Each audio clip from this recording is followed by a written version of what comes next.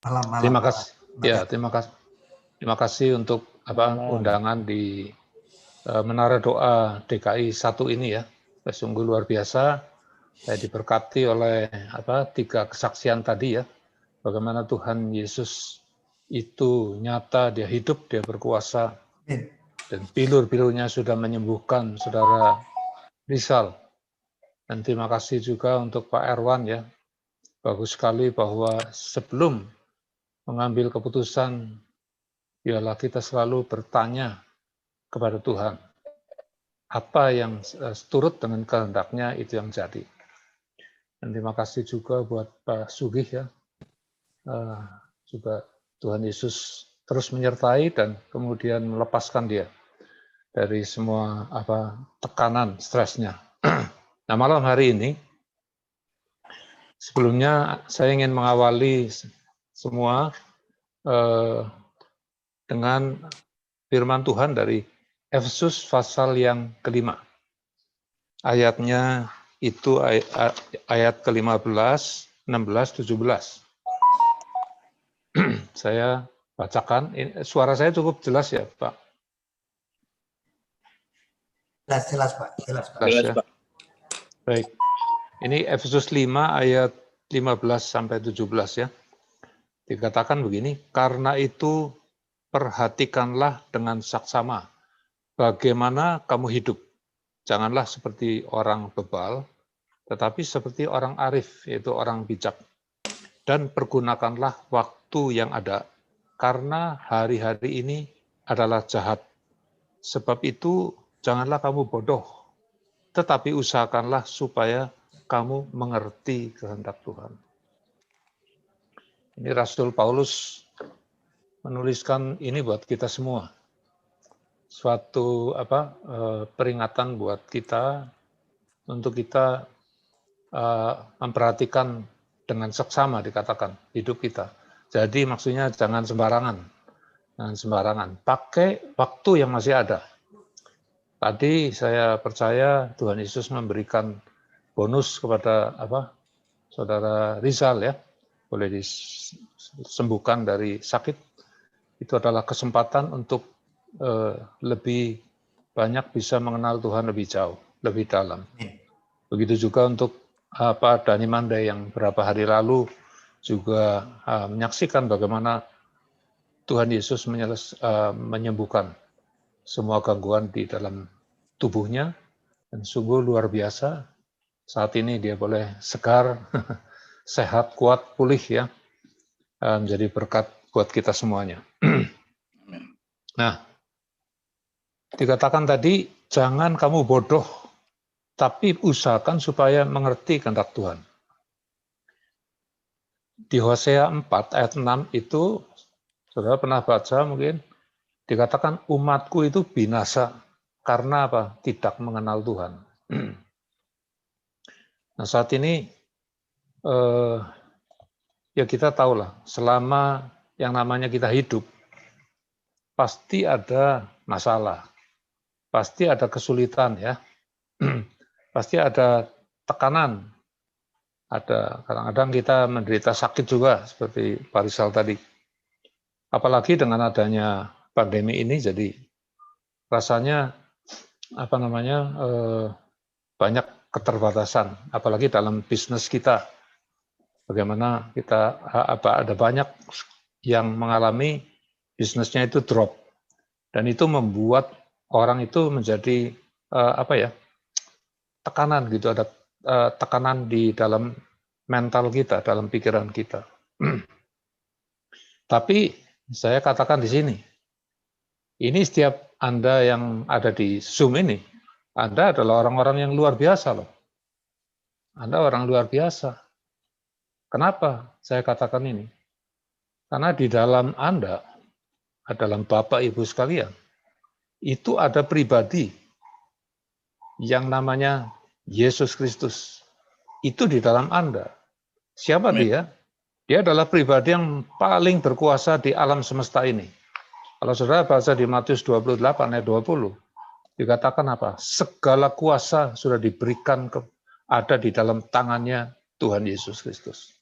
Nah, pribadi itu jangan lupa ada di dalam saudara. Itu luar biasa, bukan? Pribadi yang begitu hebat, begitu besar, begitu dahsyat, begitu mulia dan agung itu tinggal di dalam diri saudara dan saya.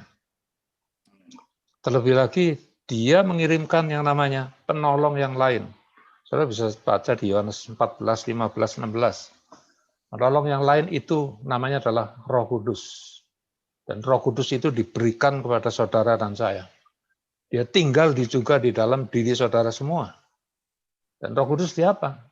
Roh Kudus itu kalau sudah baca di Roma 8 ayat 1, ayat 11, dikatakan dia itu yang membangkitkan Tuhan Yesus dari kematian. Dan itu ada di dalam diri kita semua.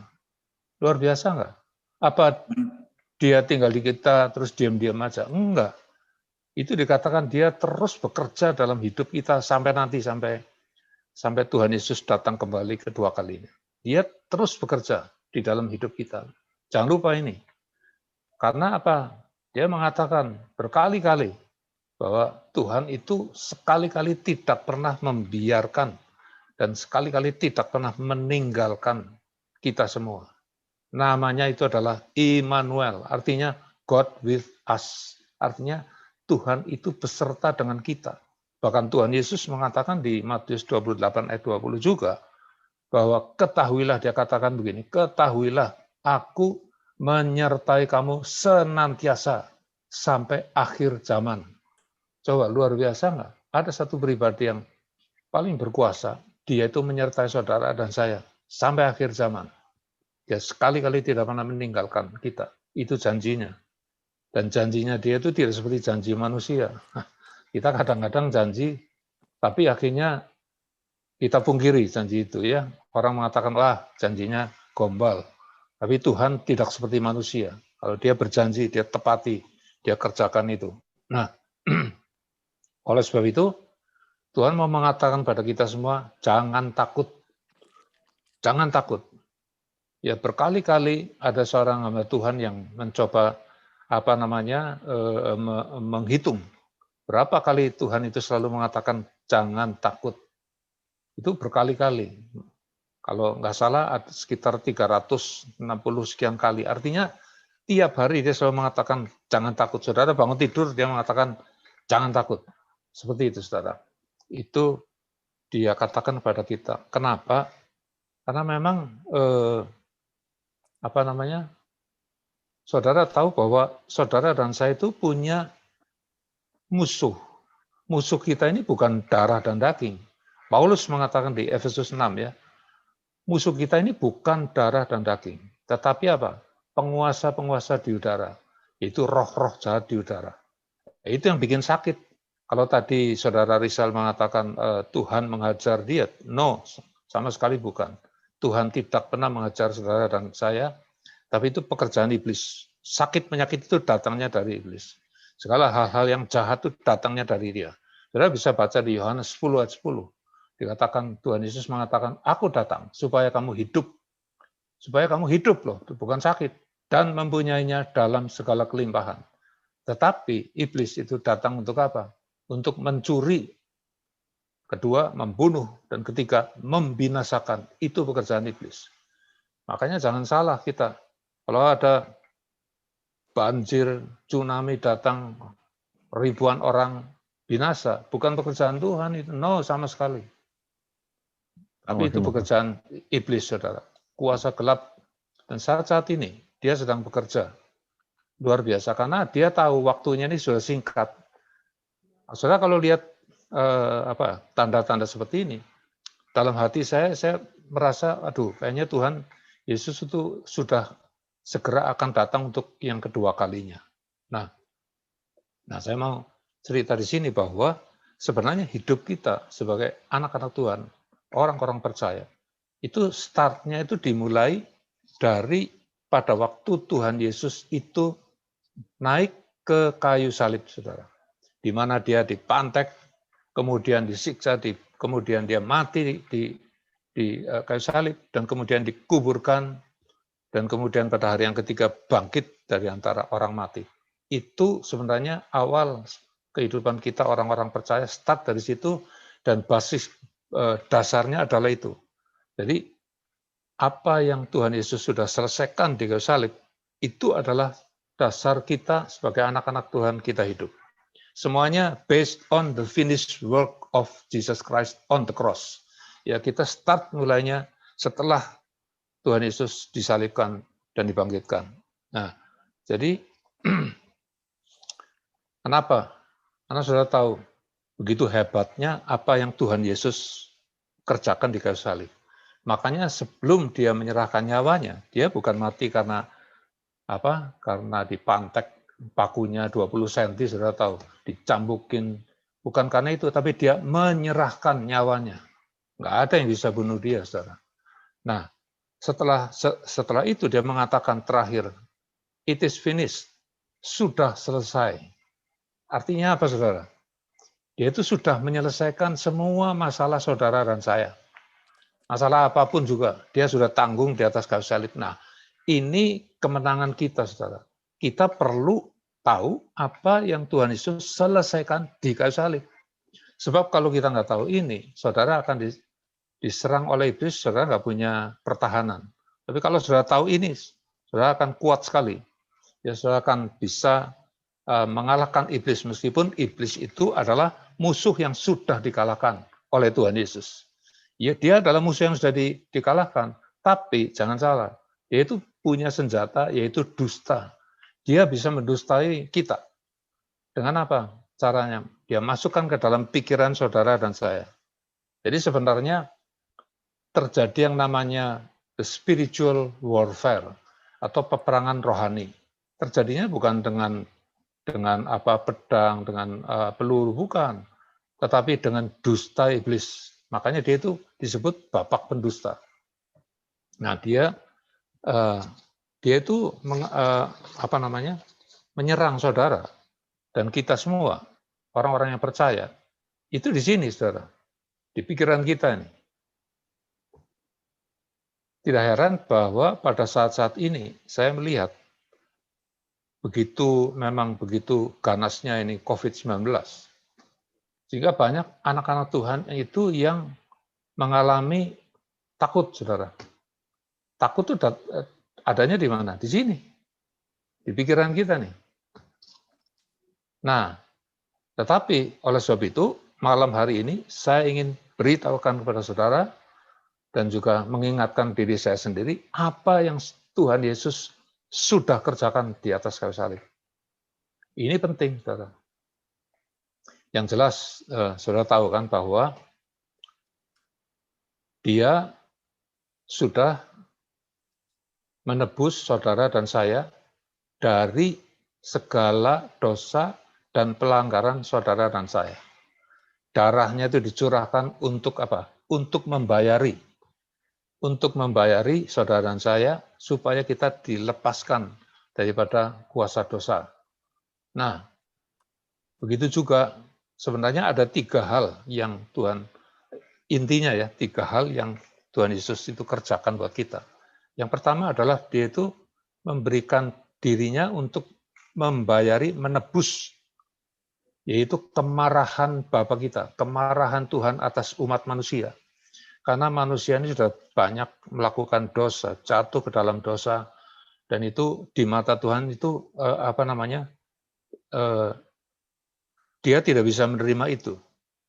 Sebab dosa itu harus dihukum. Nah, tetapi Tuhan Yesus mati di kayu salib itu membayari saudara dan saya. Istilahnya dia menjadi the ransom for God, ya. Jadi kemarahan Tuhan itu diredakan sama sekali oleh Yesus Kristus di kayu salib. Jadi Tuhan Bapa kita tidak akan marah lagi kepada saudara dan saya yang ada di dalam Kristus. Ini yang pertama itu. Jadi bahasa Inggrisnya itu dia melakukan the propitiation buat kita semuanya. Dia meredakan kemarahan Tuhan sehingga dia tidak lagi marah kepada saudara dan saya. Yang kedua, dia melakukan apa? Penebusan atau redemption. Penebusan. Kita ditebus dari semua dosa dan kesalahan kita. Saudara mungkin pernah belajar ya. Saya dulu waktu belajar agama Kristen. Meskipun saya tahu Kristen itu bukan agama. Dikatakan, apa itu dosa? Dosa itu dalam bahasa Yunaninya itu adalah hamartia. Hamartinya itu artinya adalah meleset. Jadi saudara itu kalau hidup dalam dosa, saudara akan meleset. Jadi maksudnya kalau kita tidak ditolong Tuhan Yesus, ditebus Tuhan Yesus di kayu salib, hidup kita itu akan meleset, saudara. Harusnya masuk ke kerajaan sorga yang kekal, kita masuk ke dalam kekekalan tapi yang sangat mengerikan, yaitu neraka, saudara.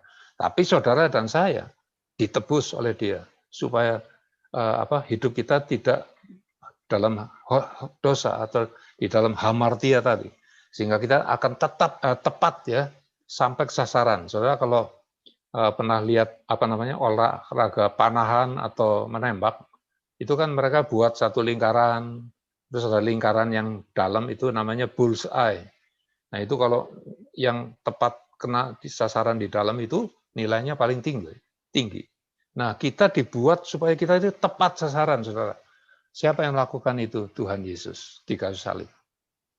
Ya, yang ketiga, dia mengadakan rekonsiliasi antara kita dengan Bapa kita di sorga. Yang tadinya Bapa itu penuh kemarahan kepada orang-orang karena dosanya, dibuat rekonsiliasi sehingga saudara dan saya bisa memanggil dia malahan sebagai Bapa. Kita menjadi anak daripada Bapa kita di sorga. Luar biasa bukan? Nah ini sebenarnya yang intinya Tuhan Yesus mati di kayu salib buat kita. Dan sekaligus di atas kayu salib dia mengatakan bahwa dengan itu sebenarnya iblis dikalahkan dan semua kuasanya dilucuti dari iblis dan diserahkan, diambil oleh Tuhan Yesus Kristus.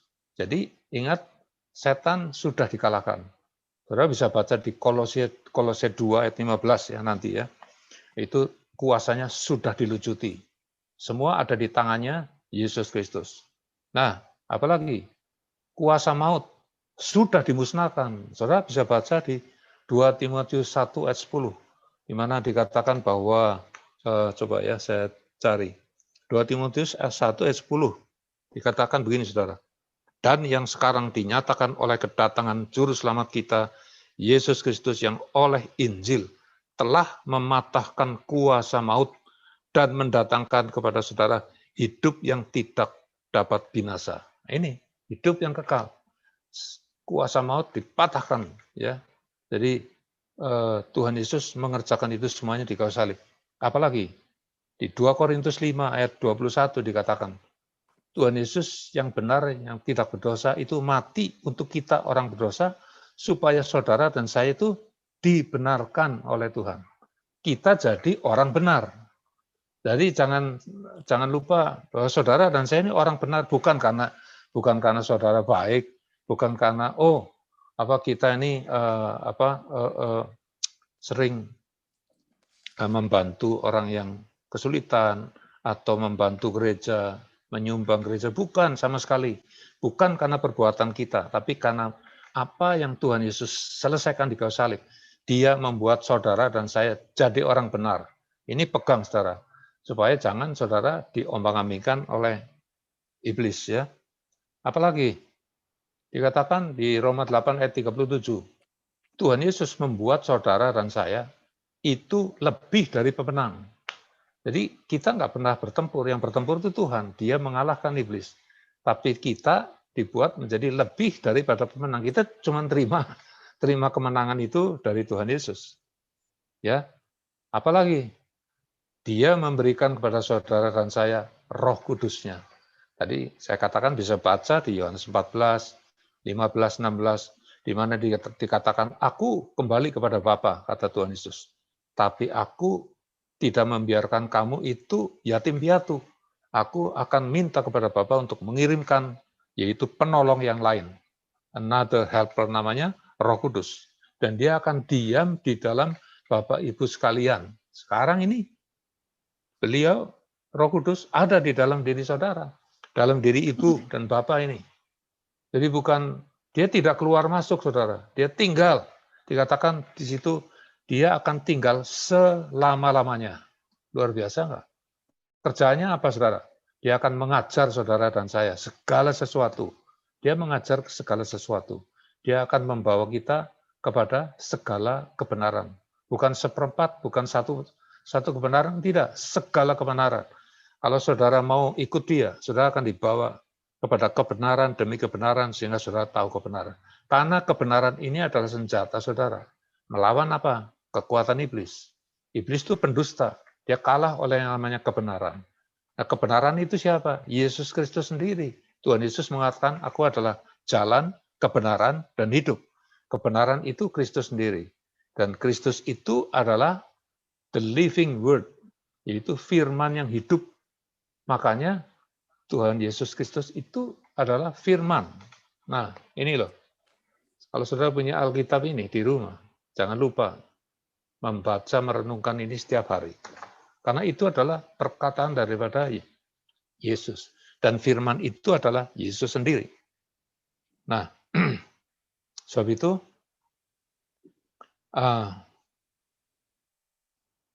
iblis itu selalu mencoba menyerang saudara dan saya.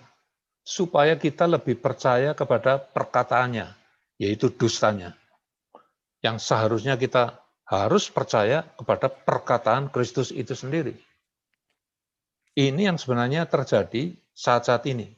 Peperangan ini di dalam mental kita, di dalam pikiran kita. Ya, pikiran kita ini seperti battlefield, seperti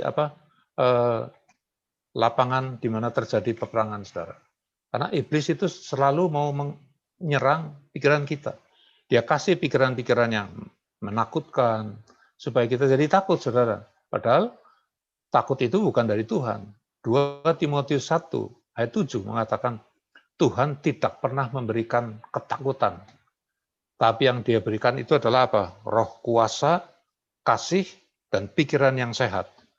Nah, ini dari mana saya tahu? Karena saya baca Alkitab ini, saya baca firman Tuhan. Dan itu yang membuat kita kuat, saudara. Makanya tadi Paulus mengatakan, jangan bodoh. Kita harus tahu siapa diri kita di dalam Kristus, saudara.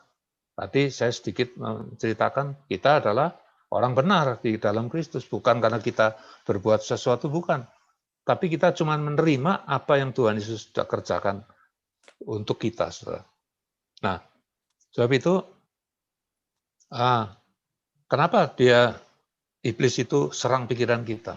Karena dia tujuannya adalah mau menguasai pikiran saudara dan saya. Kalau kita dikuasai pikiran kita, maka dia bisa mengendalikan hidup kita, saudara. Karena pikiran kita ini kayak apa ya? Seperti pilot, ya. Seperti pilot pesawat terbang. Pesawat terbang itu akan dibawa oleh pilotnya ke tempat yang harus dituju. Saudara pernah dengar bukan? Ada pilot yang mungkin mabok, malahan depresi, kemudian membawa pesawatnya terjun kalau nggak salah di daerah dekat Rusia. Kemudian itu karena si pilotnya itu depresi dan dia kepingin bunuh diri, dia bawa seluruh pesawatnya itu hancur, mati semua, saudara. Nah, seperti itu. Pilot itu seperti itu, saudara. Jadi pikiran kita ini seperti pilot, saudara. Kalau pikiran kita sampai dikuasai oleh iblis, misalnya kita dikasih pikiran yang menakutkan, dan kemudian itu terus ada di situ, kita jadi lumpuh, saudara. Kita jadi takut, ya kan? Berapa banyak di dalam waktu pandemi ini orang begitu stres, begitu takut, sampai akhirnya ya udah nggak berani keluar rumah dan sebagainya. Waduh, jadi akhirnya jadi konyol sekali. Bukan kita mau sembarangan, bukan. Tetapi jangan kita takut sedikit pun akan hal itu. Karena apa? Karena dia yang jauh lebih besar dari semua di alam semesta ini ada di dalam diri saudara dan saya. Yesus Kristus, Roh Kudusnya diberikan pada kita.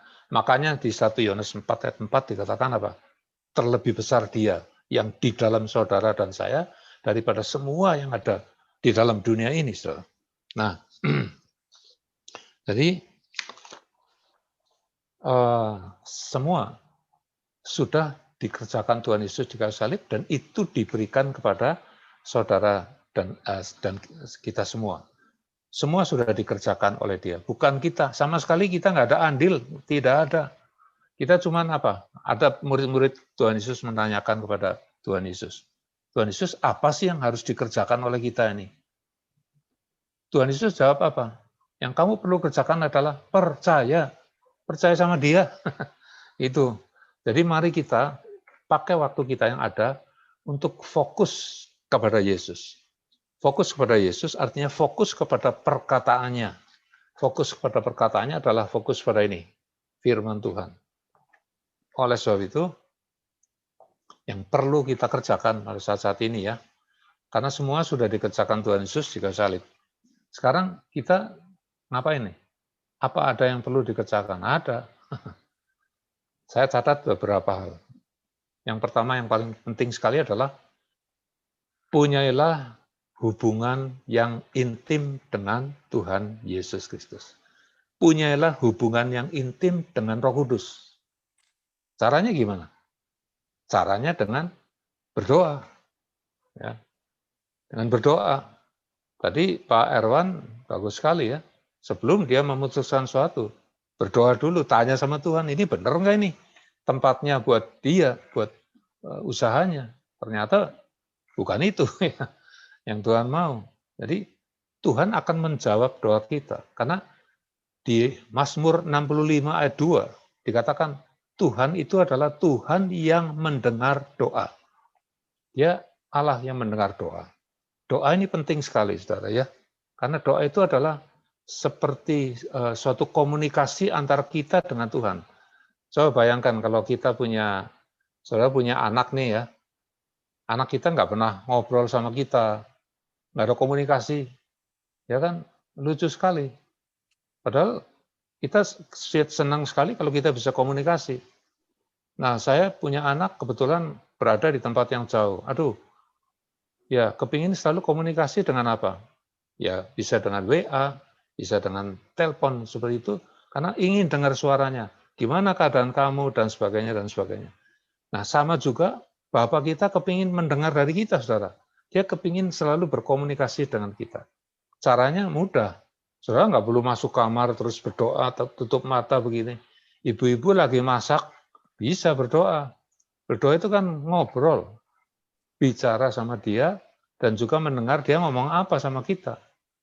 Nah,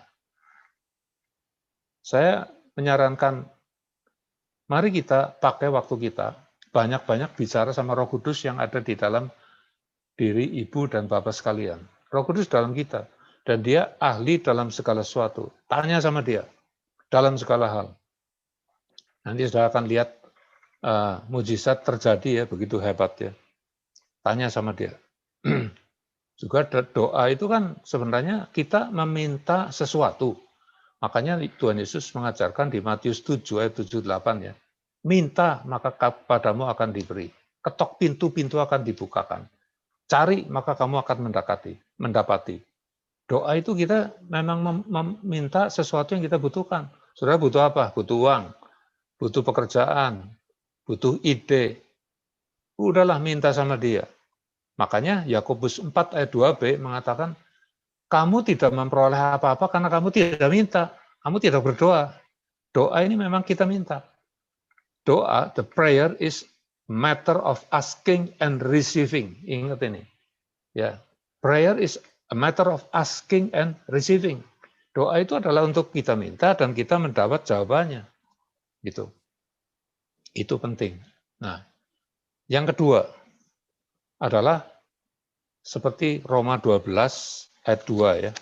Ini saya akan bacakan kepada saudara, Roma 12 ayat 2. Dikatakan begini, janganlah kamu menjadi serupa dengan dunia ini, tetapi berubahlah oleh pembaruan budimu, sehingga kamu dapat membedakan mana kehendak Allah, apa yang baik, yang berkenan, dan yang sempurna. Ini Rasul Paulus mengatakan, kita semua sudah dibereskan Tuhan, tapi ada satu yang perlu dibereskan. Ini, sekali lagi, mind kita, pikiran kita. Karena di sini adalah targetnya iblis. Dia masukkan pikiran-pikiran yang negatif, pikiran-pikiran yang jelek-jelek, ya, yang mendiskreditkan saudara, yang membuat saudara kecil hati, membuat saudara takut dan sebagainya, itu bukan dari Tuhan. Sebab itu kita perlu tahu janji Tuhan mengenai hal itu. Contoh ya, atau misalnya satu hari mungkin saudara merasa, aduh, kok saldo di bank saya ini makin menipis. Gimana nih? Iblis mulai masukkan pikiran yang menakutkan. Wah, kamu bakal makan apa itu? Anak-anakmu, istri kamu, mau bayar uang sekolah anakmu, gimana caranya? Sedangkan lihat keuangan kamu kayak begini. Saudara jangan diam saja. Pada waktu seperti itu, saudara harus ambil firman. Contoh di Filipi 4:19. Saudara harus bukan cuma di pikiran, tapi saudara katakan dengan jelas, dengan kuat mengatakan, aku nggak pusing, aku nggak takut. Kenapa? Karena aku tahu bahwa Allahku akan mencukupi, memenuhi segala keperluanku menurut kekayaan dan kemuliaan dalam Tuhan Yesus Kristus. Seperti itu, saudara.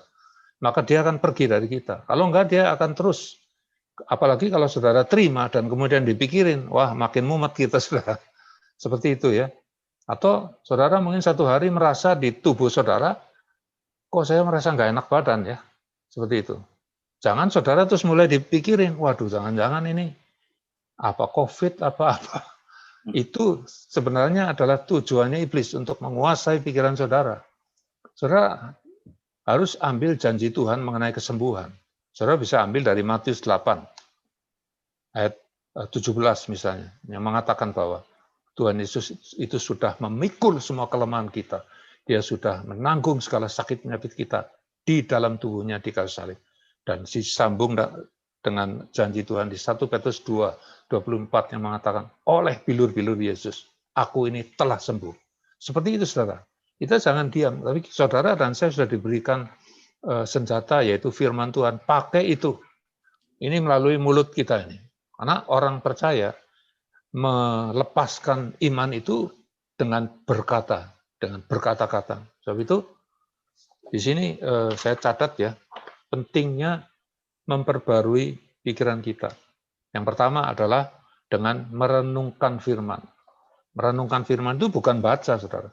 Tapi saudara fokus kepada firman. Kalau perlu diulang-ulang, over and over and over, saudara, itu. Yang saudara perlukan, saudara butuh kesembuhan. Saudara renungkan janji Tuhan mengenai kesembuhan, terus berulang-ulang. Saya ingat seorang ibu, saudara mungkin pernah dengar yang namanya Joel Osteen. Dia punya jemaat yang besar di Amerika. Satu hari, ibunya itu dideteksi waktu sakit, dokternya mengatakan, waduh, ini udah kanker stadium keempat. Hidupnya tinggal mingguan, bukan bulan, minggu hitungannya. Apa yang diperbuat oleh ibu ini? Namanya Dodie Osteen, maminya nih. Sekarang umurnya udah 79 tahun, kalau nggak salah. Apa 80-an. Nah, dia adalah orang percaya. Waktu dia mendengar itu, dia bilang, saya tidak mau tinggal di rumah sakit. Saya mau pulang. Dia cari Alkitabnya, dia cari semua janji Tuhan, dia tulis satu persatu di kertas. Dan tiap hari dia merenungkan itu, bukan cuma merenungkan, dia memperkatakan terus firman itu. Saya punya itu kumpulan ayat-ayat yang dia ini ya, ada 45 kalau nggak salah ayat untuk kesembuhannya dia. Saudara tahu, seminggu, 2 minggu lewat masih hidup. Saudara. Sebulan hidup. 3 bulan, 6 bulan dia masih hidup. 1 tahun masih hidup. Akhirnya si Joel Osteen anaknya ini waktu saya membuat buku ini, judulnya kalau nggak salah Your Best Life Now. Ini waktu saya nulis buku ini, sudah 20 tahun. Ibu saya itu sehat dan kuat. Semua kanker itu rontok, saudara. Sekalipun dokter mengatakan stadium keempat, rontok semuanya, saudara. Luar biasa. Kenapa? Kuasa firman. Tapi jangan didiamkan saja itu firman Tuhan. Saudara perkatakan tiap hari. Ambil janji Tuhan untuk saudara. Apakah dalam urusan keuangan, dalam urusan bisnis, dalam urusan kesehatan. Saudara perlu. Sekaligus apa? Itu merubah ini pikiran kita, mindset kita, saudara. supaya apa? Saudara bisa mengalahkan kekuatan iblis yang saudara mencoba berkata-kata dalam pikiran kita.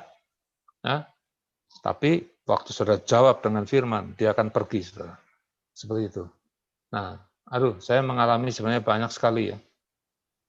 Bagaimana apa Tuhan itu menjawab kami. Nah, saya pernah satu hari begini. Tiba-tiba saya kok kuping saya ini mendengung, saudara. Waduh, mengganggu sekali. Mau tidur keras sekali itu, seperti suara mobil begitu ya. Aduh. Saudara tahu, akhirnya saya itu timbul ketakutan. Saya pikir, wah ini kalau saya nggak sembuh kayak begini gimana nih? Nah, itu iblis mulai masuk untuk membuat saya itu takut, saudara. Betul. Akhirnya itu saya mengalami yang namanya ketakutan, saudara. Ini saya bisa bicara begini karena saya ngalamin, saudara. Saya mengalami yang namanya depresi loh. Waduh, saya pikir ini kenapa ya? Sampai saya bingung, ini saya harus bagaimana ya? Nah, tapi sedikit demi sedikit itu saya belajar bahwa satu-satunya saya bisa menang ya dengan apa? Firman Tuhan. Saya cari janji Tuhan, saya perkatakan tiap hari mengenai penyertaan Tuhan, mengenai kesembuhan, mengenai kekuatan yang Tuhan berikan. Itu. Dan satu hari akhirnya semuanya makin mereda, makin mereda. Dan yang heran, itu saya pernah pergi ke dokter, ini waktunya sudah habis ya Pak? Halo? Masih Pak. Masih ya? Oke, baik. Sedikit lagi. Ya, saya sempat pergi ke ahli THT ya, telinga. Waktu saya diperiksa oleh dokter telinga ini, dia bilang begini, waduh, dia lihat mata saya, wah ini mesti kedok ahli mata ini. Dia ada tiga surat yang diberikan pada saya. Lalu mengenai apalagi lah MRI ada 3. Saudara tahu, pulang dari sana, saya ditantang oleh istri saya. Istri saya bilang begini, kamu itu mau pakai obat-obatan dari dokter atau mau percaya sama Tuhan? Saya bilang begini, saya mau percaya sama Tuhan Yesus, mengandalkan Dia. Saudara tahu, itu bukan sebentar loh. Tapi akhirnya, tiba-tiba mereda sendiri, dan kemudian malahan saya nggak pergi kemana-mana, dokter satupun itu semuanya hilang semuanya. Kemudian pendengaran saya menjadi normal kembali, dan step by step saya belajar untuk mengatasi yang namanya roh ketakutan itu dengan apa? Firman Tuhan. Ini saudara, saya perkatakan tiap hari roh yang di dalam saya lebih besar dari semua roh dalam dunia. Dia tidak pernah meninggalkan saya, dia menyertai saya. Seperti itu saudara. Nah, oleh sebab itu saya share di tempat ini supaya kita semuanya menjadi umat pemenang. Saudara akan menang kalau saudara apa? Saudara ngerti bahwa saudara itu anak Tuhan. Saudara adalah orang benar. Dan Tuhan itu menyertai saudara. Dia yang berperang untuk saudara loh. Dan sebagainya. Kiranya semuanya ini boleh menjadi berkat bagi saudara semuanya. Tuhan memberkati.